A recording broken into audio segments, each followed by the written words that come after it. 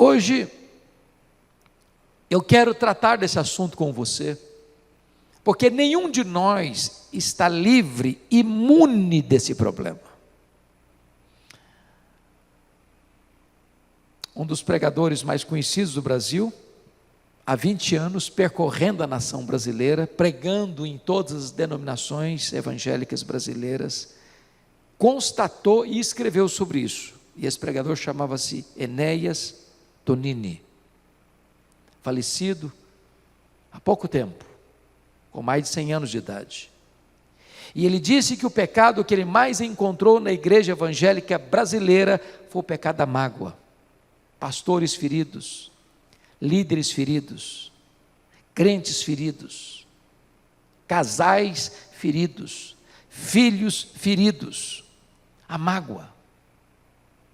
Eu pregava há alguns anos numa igreja em São Paulo. Curiosamente, aquela igreja era pastoreada por um grande evangelista. Ele estava há 4 anos na igreja sem ver conversões. E ele partilhava isso comigo com uma certa angústia na alma. No domingo de manhã nós fomos para a igreja. E naquela manhã eu preguei um sermão sobre perdão.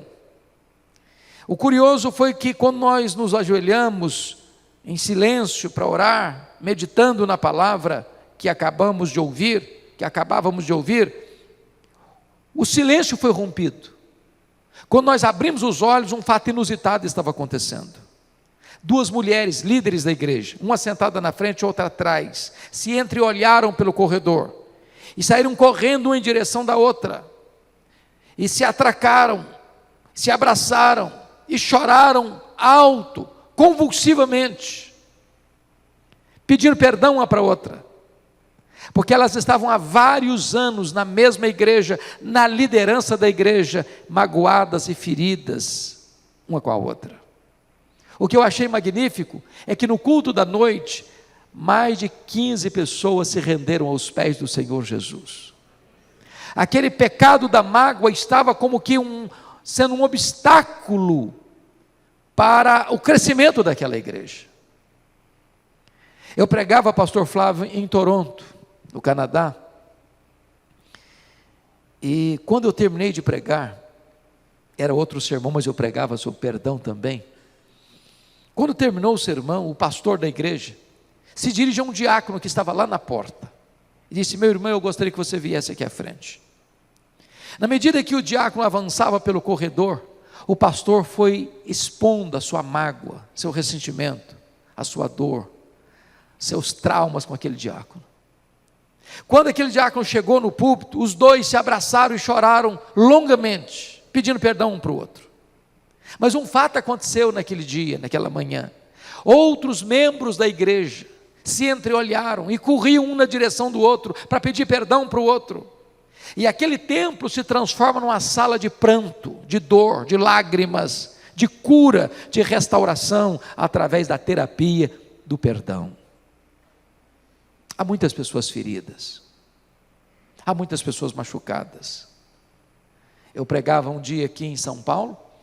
Quando eu terminei de pregar, uma mulher se aproxima de mim, uma mulher dos seus 60 anos, levantou a manga da sua blusa e me mostrou uma grande cicatriz no seu braço.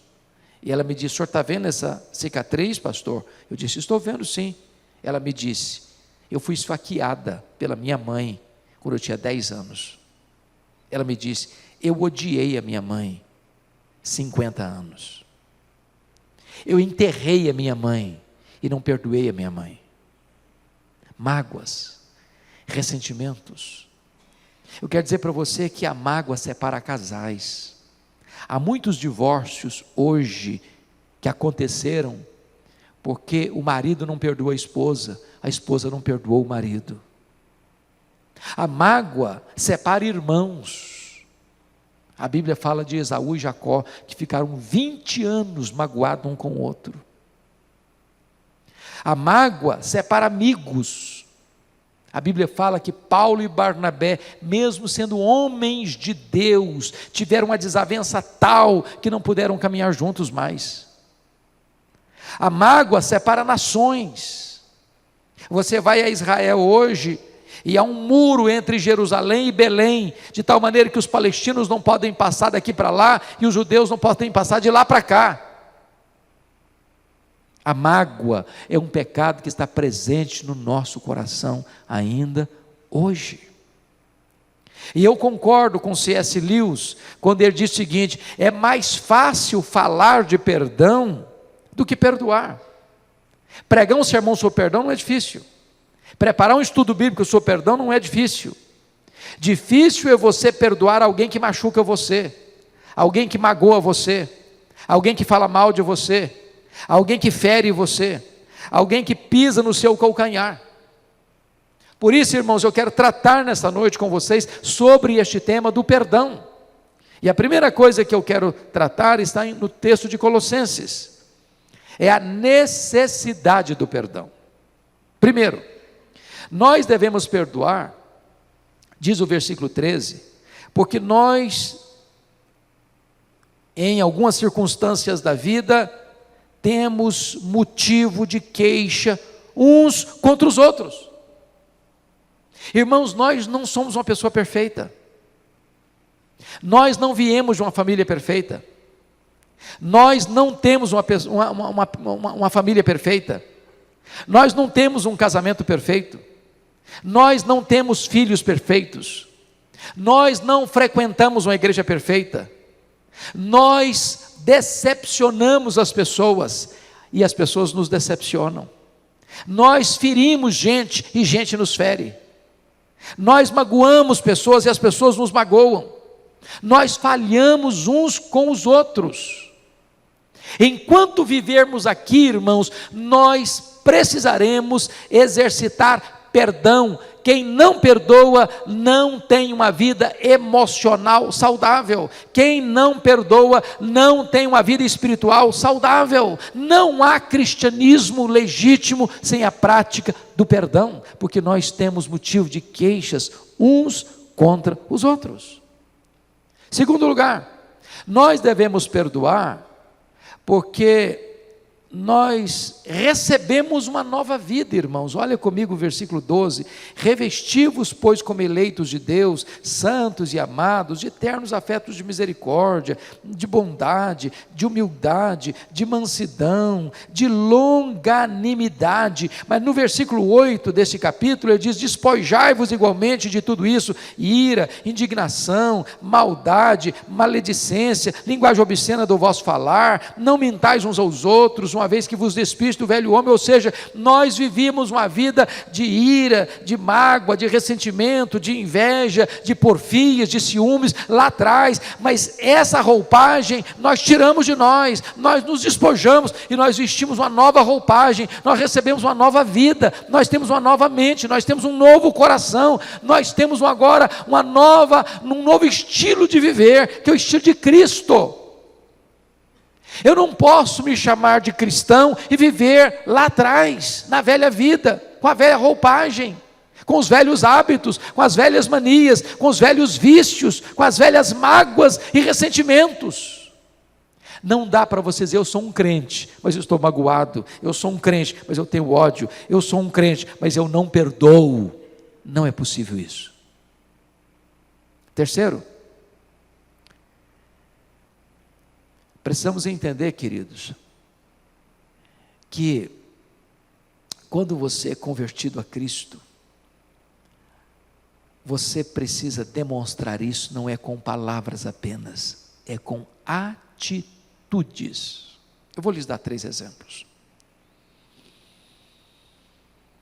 Vamos pegar o exemplo de Jesus. Jesus estava sendo crucificado, ele estava sendo zombado, ele estava sendo escarnecido. E no mesmo ato em que ele está sendo afrontado, ele ora ao Pai e diz: Pai, perdoa-lhes, porque não sabe o que fazem. Jesus não apenas roga ao Pai para perdoar aquelas pessoas, mas sai em defesa delas e atenua-lhes a culpa. Eles não sabem o que fazem. Mas você pode argumentar: bom, mas Jesus é o próprio Deus, Ele é perfeito, eu não sou perfeito, eu não sou Jesus. Mas então vamos pensar em Estevão, que era um diácono da igreja. Ele estava sendo apedrejado, ele estava sendo golpeado de morte, E no exato momento em que está sendo golpeado de morte, por pedradas assassinas, ele ora a Jesus e diz: Senhor Jesus, não lhes imputes este pecado. Mas deixa eu lhe dar um exemplo do Velho Testamento. Lembra de José, que foi injustiçado pelos seus irmãos, que foi vendido como um escravo, como uma mercadoria barata? Seus irmãos mentiram para o pai acerca dele, e guardaram essa mentira 22 anos.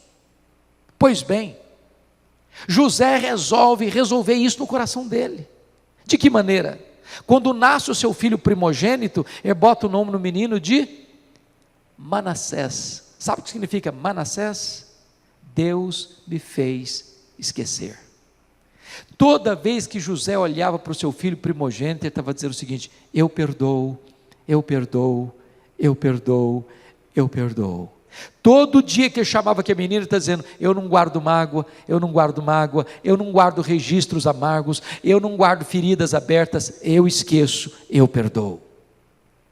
Mas não basta falar, é preciso demonstrar. E como é que ele demonstra? Quando ele se revela aos seus irmãos e leva os seus irmãos para o Egito, ele dá a melhor terra do Egito para os seus irmãos. Não basta você dizer: eu não guardo mágoa do fulano, eu não guardo mágoa do Beltrano. Você precisa buscar de Deus uma oportunidade para abençoar a pessoa que um dia feriu você.